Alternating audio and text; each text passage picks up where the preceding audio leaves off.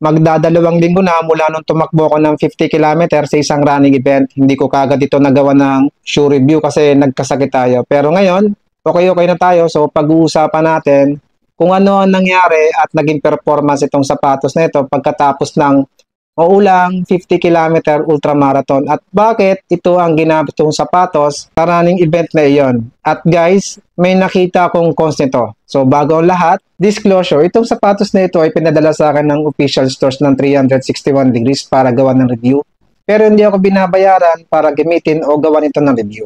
At lahat ng sasabihin ko dito ay walang ibang nakapakinig o nakakita nitong video bago ito i-upload dito sa YouTube. So, bakit ito ang ginamit kong sapatos sa running event na yan? Basic experience ko, napaka-balance nitong sapatos na ito. Pwede sa mabagal na pace at mabilis na pace. Sa buong 50 kilometeran ko, nag-average lang ako ng 7 minutes per kilometer. So, mabagal yung takbo ko. At natapos ko ito ng 6 hours unofficial.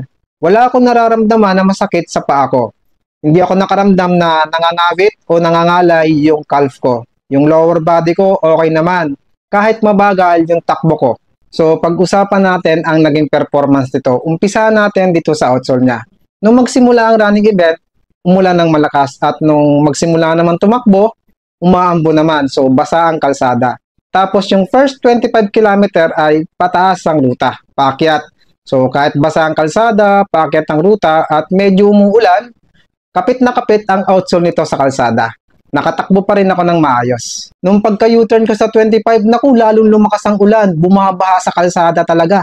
Tapos na ilulublob ko ito sa tubig. Umiilalim ito. Hindi naman ako nakaramdam na para akong madudulas. So yun na nga, nung nailublob ko to dun sa tubig, sa baha, pumapasok dito sa loob ng sapatos yung tubig.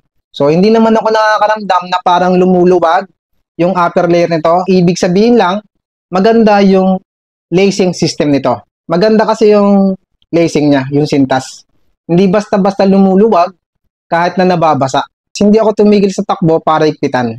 Yung midsole naman nito ay hindi nawala yung pagiging malambot at responsive niya sa buong 50 kilometeran ko. Hindi ako nakaramdam na parang dumadapa yung midsole. So, paano mo malalaman kung dumadapa na yung midsole? Pakiramdam mo kasi parang flat na. Wala nang bounce yung midsole. At pakiramdam mo parang bumababa na yung paa mo doon sa midsole. Parang lumulubog, ganon. Pasalamat nga ako guys kasi kahit hindi ako nakapag-ilis din ng malayo, hindi na nibago yung lower body ko at hindi ako nagkaroon ng pulikat gamit itong sapatos na ito. Carbon plated ito guys ha, sabi nyo nakaka-injure ang carbon plate kapag mabagal tumakbo.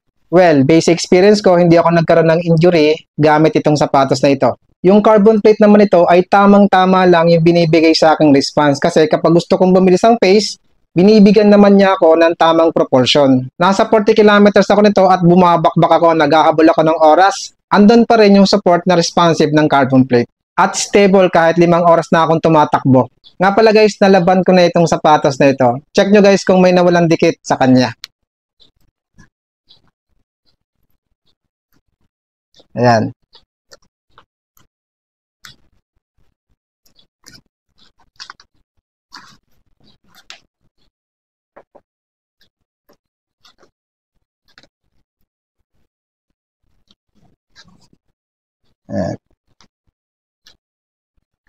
Yan. Aaminin ko sa inyo guys, nag-isip din ako sa sapatos na ito kasi nababad at nalubog ito sa tubig. So iniisip ko, baka mawala yung dikit at matuklap yung midsole nito. So far naman, walang dikit sa kanya. Hindi ko na kailangan bumili ng glue para dikitan yung midsole. Naranasan ko kasi sa ibang brand kapag nabasa ng matagal, naku, matik yun. Bibili ako ng glue kasi merong mga part na nawalan ng dikit at bumuka.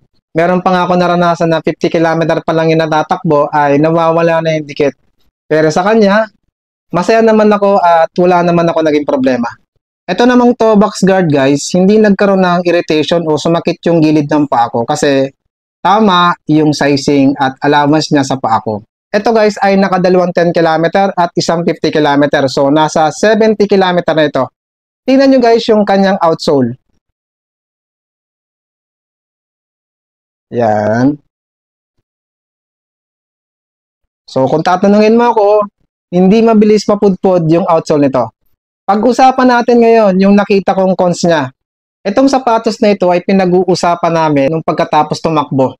Hindi ko nakita yan sa 2.5, hindi ko nakita sa 3 na version. Dito ko lang napansin sa 3.5. So ano ba ito? Madaling magusot yung upper layer niya. Dito sa part na to. Dito sa gilid. Dito sa area na to ay hindi naman. Yan. Pero dito, kitang-kita mo yung pagiging gusot. Pero kapag sinuot naman natin to, hindi naman mapapansin na magusot yung area na to. So kapag halimbawang bibili kayo nito, huwag niyong itatapon ito. Palaman na to. Para hindi basta-basta ma-deform o magusot yung area na to. Meron pa akong nakitang cons. Isa pa. Dalawa.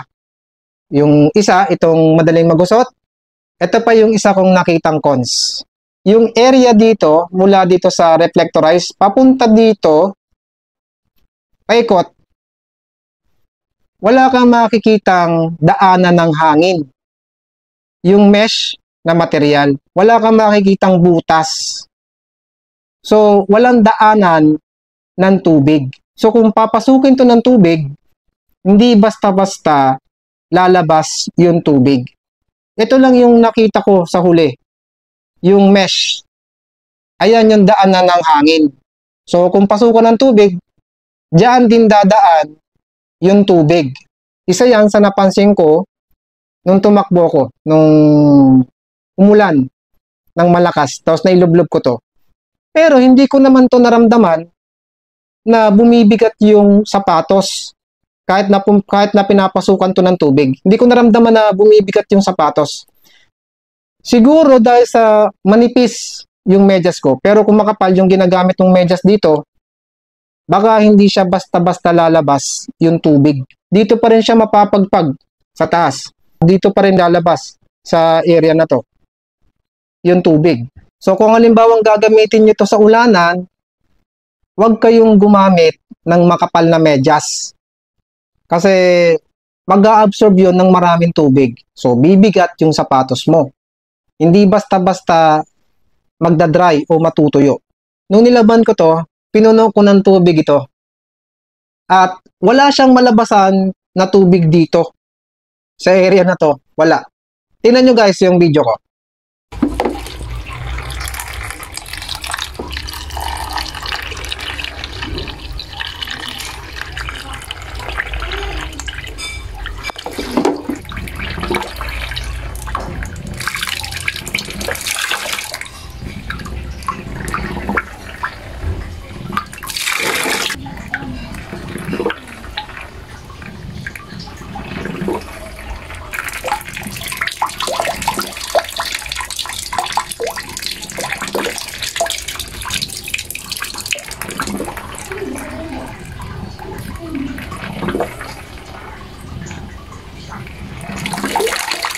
Tingnan nyo guys yung 2.5 oh. Merong daanan dito ng hangin. Ayan. Tingnan nyo sa 3. Oh, may daanan din dito. Ayan. Dito sa area. Nata, meron din. Pagdating kay 3.5, kulong na kulong. Wala siyang daanan. Ayan. Alam niyo guys, napahanga ako sa dikit ng sapatos na ito kasi nung nilagyan ko ng tubig, stuck talaga dun sa loob yung tubig. Hindi basta-basta nag-spill dito sa midsole yung tubig. So, ibig sabihin nun, maganda yung pagkadikit ng upper layer at ng midsole. Sana sa sunod na version, lagyan nila ng ano dito. Dito sa area na to ng kapitan, yung katulad ng ganito, sa plane 3. Ayan. Para hindi basta-basta magusot yung area na to. Tapos lagyan nila ng daanan ng hangin at daanan ng tubig dito sa area na to. Tsaka dito. Para kung pasukan ng tubig, mabilis lumabas yung tubig. So yan ang naging experience ko at nakita kong cons sa sapatos na ito.